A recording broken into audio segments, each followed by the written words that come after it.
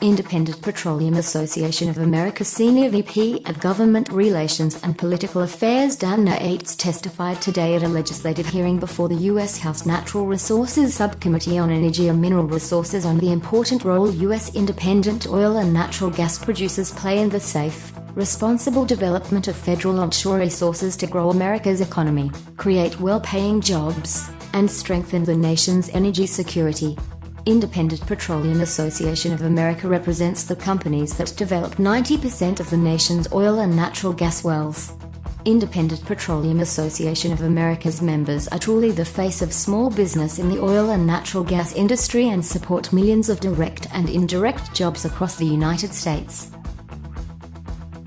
While oil and natural gas production in the United States has increased dramatically over the last several years, the growth has occurred largely on state and private lands.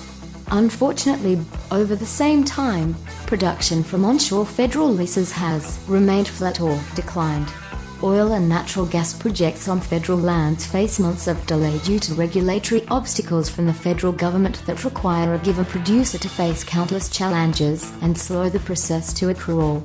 Significant federal delays only deter companies from wanting to operate on federal lands, translating into lost federal revenue from the royalties generated. This is critical funding for western states who rely on oil and gas revenues to fulfill budget priorities for local communities. Over the last several years, the Bureau of Land Management's (BLM) relationship with states, local governments and stakeholders has been severely tested. Congress must ensure the agency is fully cooperating with state and local communities when making land use planning decisions. During the Obama administration, the BLM turned the agency's multiple-use mandate on its head and focused instead on land conservation to the detriment of all other activities from which all American taxpayers benefit. The states and tribes have a proven track record of safely and effectively regulating hydraulic fracturing operations.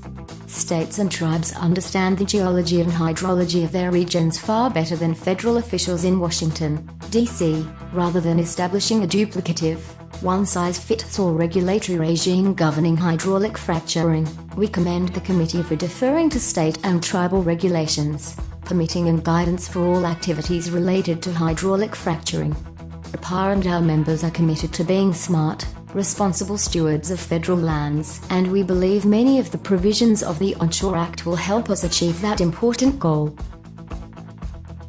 To get faster updates and the latest news from the oil and gas industry, please subscribe to the YouTube new video channel and connect with us on Facebook, Twitter or LinkedIn.